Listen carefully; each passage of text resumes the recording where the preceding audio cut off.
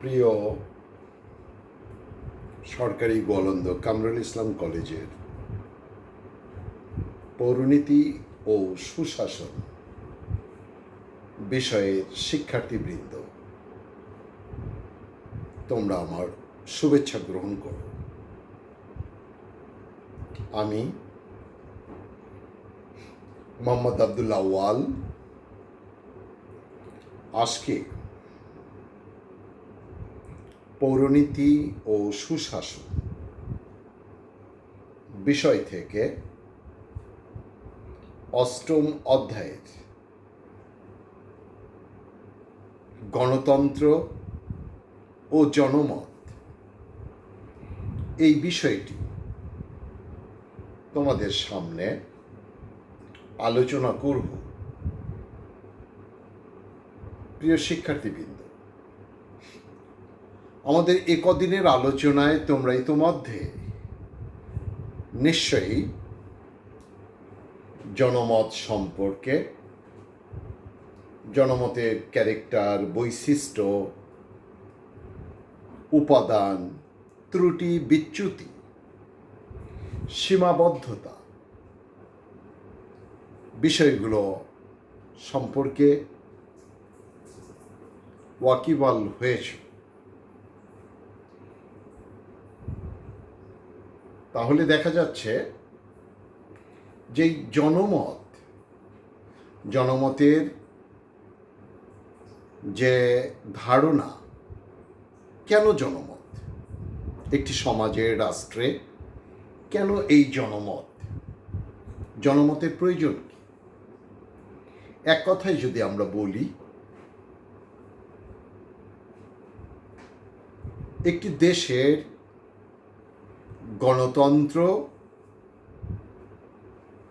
এবং গণতন্ত্রের জন্য সত্যিকারের জনমত অত্যাবশ্যক। এই গণতন্ত্রের সাথে জনমতের সম্পর্ক এটা গভীরভাবে, অত্যন্ত নিবিড়ভাবে জড়িত। আমরা এটাকে সমার্থকও বলতে পারি। জনমতের ভিত্তিতেই গণতন্ত্র সুদৃঢ় একটা জায়গায় অবস্থান নেয়।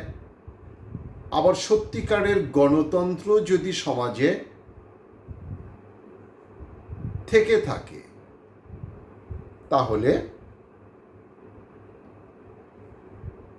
জনমত শক্তিশালী হয়, একটা সঠিক ধারণা পায়। তাহলে দেখা যাচ্ছে ভিন্ন দুটি শব্দ, কিন্তু কাজ প্রায় একই রকম। গণতন্ত্র ও জনমত, জনমতের সাথে গণতন্ত্র গণতান্ত্রিক সমাজ ব্যবস্থার অপরিহার্য অংশ। যে সকল রাষ্ট্রে, যে সকল দেশে আজ পর্যন্ত গণতন্ত্র একটা শক্ত ভিত্তির উপর প্রতিষ্ঠিত হয়েছে, সে সকল দেশের মানুষ সব দিক দিয়েই অগ্রসর। শিক্ষা দীক্ষা, বিজ্ঞান চেতনা, আধুনিক সমাজ মনস্ক মানুষ দ্বারা সমাজের রাজনীতির যে নানাবিধ প্ল্যাটফর্ম, কনসেপশন, এই নানাবিধ কনসেপশন প্ল্যাটফর্মকে তারা পর্যালোচনা করে জনগণের জন্য, একটি দেশের মানুষের সর্বশেষ মঙ্গলের জন্য কোন পদ্ধতিটা অ্যাপ্লাই করলে রাষ্ট্রের জন্য, দেশের জন্য, মানুষের জন্য মঙ্গলজনক, সেটাই তারা গ্রহণ করে। অপরপক্ষে দুর্বল, অগণতান্ত্রিক, আইনের শাসনের অভাব, দারিদ্র্যপীড়িত এবং কখনো কখনো উন্নয়নশীল অনগ্রসর রাষ্ট্রসমূহের মানুষ সত্যিকারের জনমত দিতে পারে না বলেই সেই সমস্ত দেশের গণতন্ত্র ভঙ্গুর, নানাবিধ চড়াই উতরাই,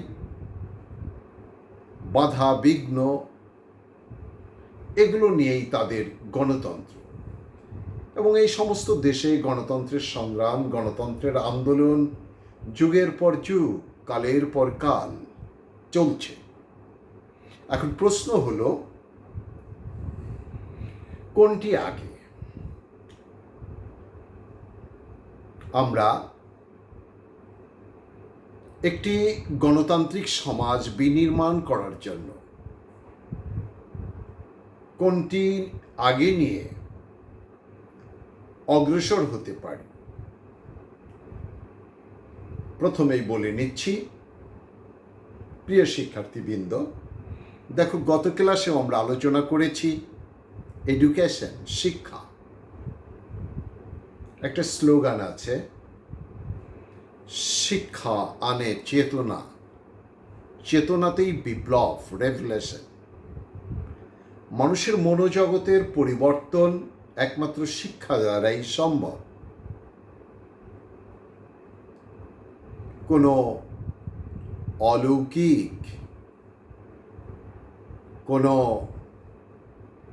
তাবিজ কবজ, ভোজবাজির মাধ্যমে একটি সমাজ কখনো পরিবর্তন হয় না। ইতিহাস কি শিক্ষা দেয়? আমরা দেখছি অনেক পশ্চাৎপদ সমাজ, অনেক পশ্চাৎপদ রাষ্ট্র, দেশ এবং কি পৃথিবীর অনেক দুর্বল রাষ্ট্রগুলো অনেক সামনের দিকে এগিয়ে গেছে। প্রধান কারণ, ওই সকল দেশের রাষ্ট্রের যথাযথ নেতৃত্ব, পলিটিক্স বা রাজনীতি, পলিটিক্যাল পার্টি বা রাজনৈতিক দল, তাদের গুণমান, সঠিক নেতৃত্ব এবং দেশপ্রেম,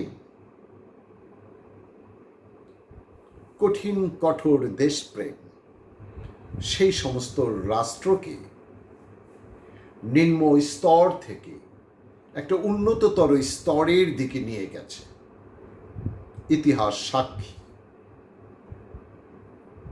এক্ষেত্রে জনগণকে সচেতন করা, কনসাস করা অতীব দরকার।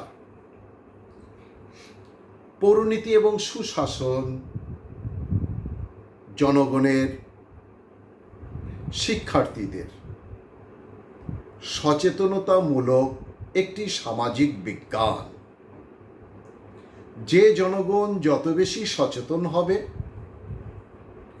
রাষ্ট্রের নাগরিক যত বেশি সচেতন হবে, সেই দেশের জনসমাজ, সেই দেশের জনসমাজের গণতন্ত্রের ভিত্তি, আইনের শাসন, মৌলিক মানবাধিকার, এগুলো প্রাধান্য পাবে এবং জনগণ এই সমস্ত রাষ্ট্রে যে মতামত দেবে, সেগুলো একটা আয়রন ডিসিপ্লিন, একটা সুন্দর কাঠামোর উপরে দাঁড়াবে। এজন্যই গণতন্ত্রকে প্রাতিষ্ঠানিক রূপ দিতে হলে সঠিক জনমতের প্রতিফলন দরকার।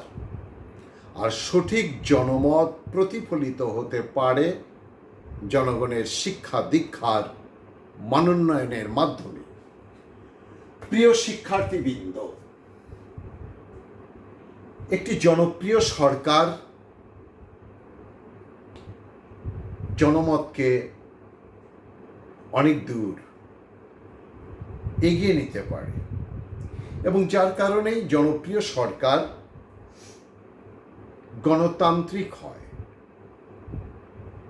গণতান্ত্রিক সরকার জনপ্রিয় হয় জনগণের মেজাজ মর্জির উপরে দাঁড়িয়ে জনগণের আশা আকাঙ্ক্ষার বাস্তবায়ন করেন যে সরকার, সেখানে গণতন্ত্রর দৃঢ় ভিত্তি পায়।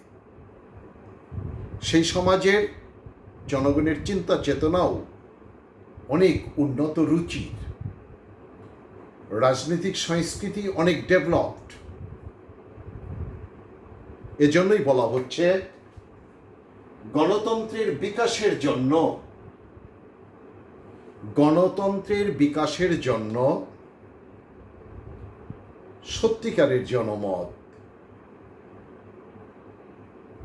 সত্যিকারের জনমতের প্রতিফলন দরকার। সত্যিকারের জনমত এমনি সমাজের বুকে প্রতিফলিত হয় না। সেখানে ব্যক্তি স্বাধীনতা, মানুষের যে ব্যক্তি স্বাধীনতাগুলো আছে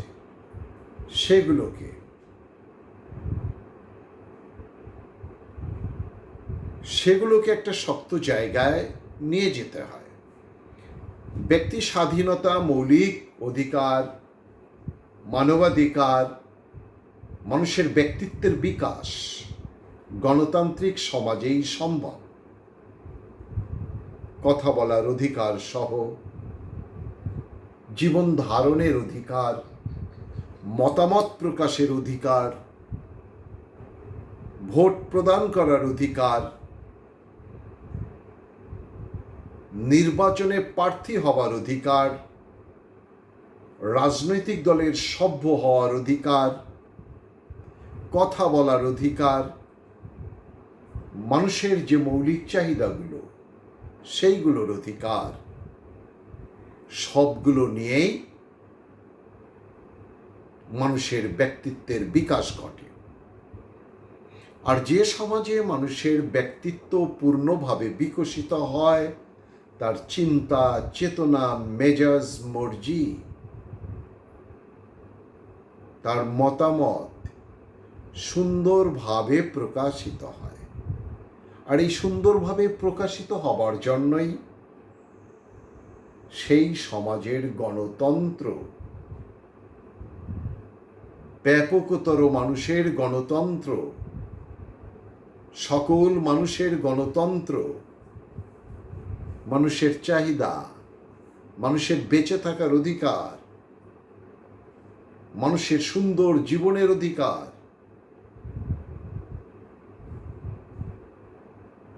বিকশিত হতে থাকে। আর এগুলো বিকশিত হতে হতেই একটি পর্যায়ে রাষ্ট্র, গণতান্ত্রিক রাষ্ট্র হিসাবে, গণতান্ত্রিক সমাজ হিসাবে বিশ্বের বুকে পরিচিতি লাভ করে। তাহলে দেখা যাচ্ছে ব্যক্তিত্বের বিকাশ, ব্যক্তি স্বাধীনতা। এখানে আবার সমস্যাও আছে।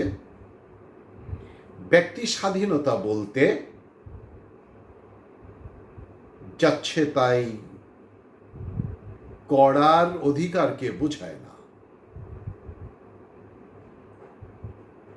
সংবিধানের আলোকে, আইনের আলোকে, নীতি নৈতিকতার আলোকে ওই সমাজের চিন্তা চেতনার আলোকে মানুষের এই স্বাধীনতাগুলো সমাজ তাকে দিয়ে দেয়, পেয়ে যায়। মানুষ সেগুলো কাজে লাগিয়ে নিজে একজন সত্যিকারের মানবিক মানুষ হিসাবে গড়ে ওঠে। আর মানুষের ভেতরে যখন এই নীতি, নৈতিকতাবোধ, মূল্যবোধগুলো জাগ্রত হতে থাকে, সেই সমাজের রাজনীতি, সেই সমাজের নানাবিধ উন্নয়ন কর্মকাণ্ড, সেই সমাজের রাজনৈতিক সংস্কৃতি, সর্বোপরি মহান দেশপ্রেম জাগ্রত হতে থাকে। প্রিয় শিক্ষার্থীবৃন্দ, ব্যক্তি স্বাধীনতা দরকার আছে, পাশাপাশি সামগ্রিক জনজীবনের মান উন্নয়নের জন্য কখনো কখনো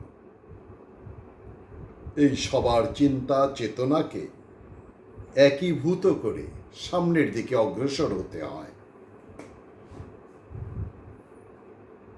জনস্বার্থে যে আইনগুলো প্রণীত হয়, একটি দেশে জনস্বার্থে যে আইনগুলো প্রণীত হয়, সেটা গণতন্ত্রের জন্য কাজে লাগে। সেগুলো জনমত,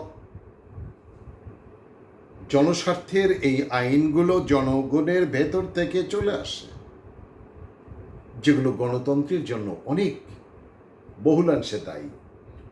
উন্নত বিশ্ব আইনের শাসন দ্বারা সম্পূর্ণভাবেই প্রায় পরিচালিত হতে থাকে।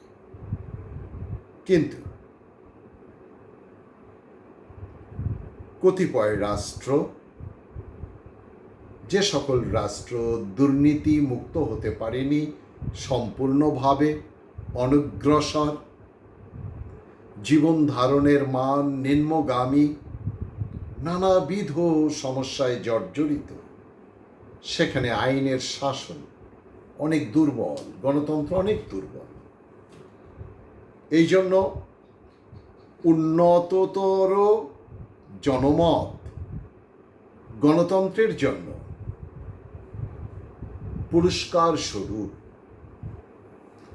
প্রিয় শিক্ষার্থীবৃন্দ, স্বেচ্ছাচার রোধ করতে এবং গতিশীলতা, প্রশাসনে, রাষ্ট্রে, সরকারে স্বেচ্ছাচার রোধ করতে, প্রশাসনে গতিশীলতা আনতে সত্যিকারের জনমত দরকার। আর সত্যিকারের জনমত হলে গণতন্ত্র তার নিজস্ব গতিতে পথ করে নেয়। আর গণতন্ত্র যদি সমাজের নানান বাঁকে বাঁকে পথ করে নিতে পারে, তাহলে স্বেচ্ছাচার রোধ হবে। স্বেচ্ছাচার অগণতন্ত্রের জন্ম দেয়, গতিশীলতাকে ব্যাহত করে।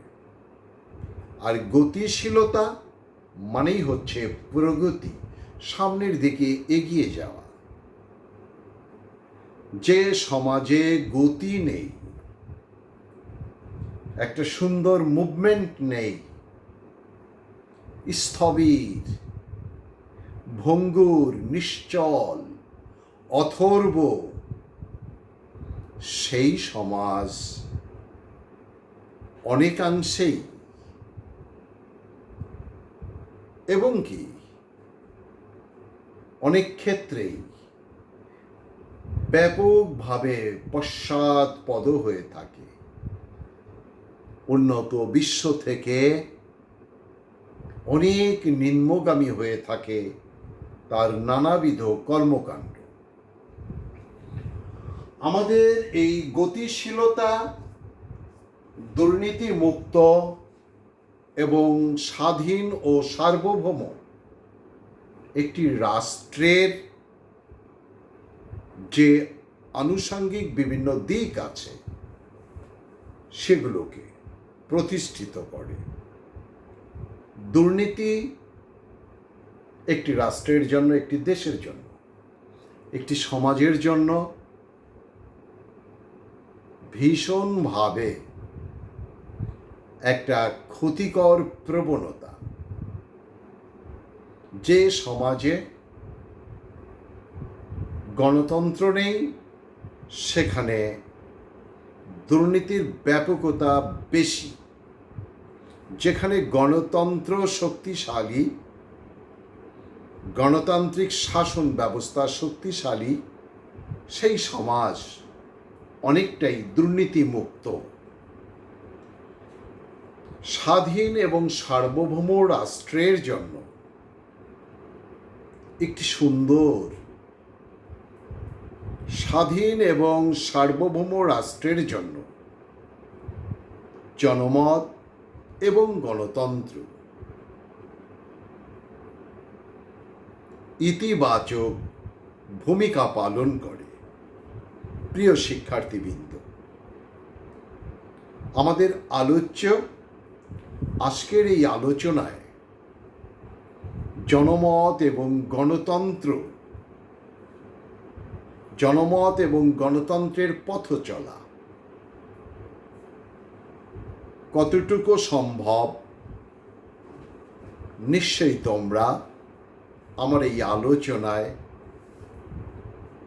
অনেকটাই বুঝতে পেরেছ। আমরা একটি গণতান্ত্রিক সমাজের নাগরিক হিসাবে আশা করব আমাদের দেশেও সঠিকভাবে জনমতের পূর্ণ বাস্তবায়ন ঘটবে এবং সে অনুযায়ী গণতন্ত্র আরও বিকশিত হবে। তোমরা পৌরনীতি এবং সুশাসনের শিক্ষার্থী হিসাবে বিষয়গুলো যথাযথভাবে অনুধাবন করার চেষ্টা করবে। সকলে ভালো থেকো প্রিয় শিক্ষার্থীবৃন্দ, আবার দেখা হবে। সকলকে ধন্যবাদ।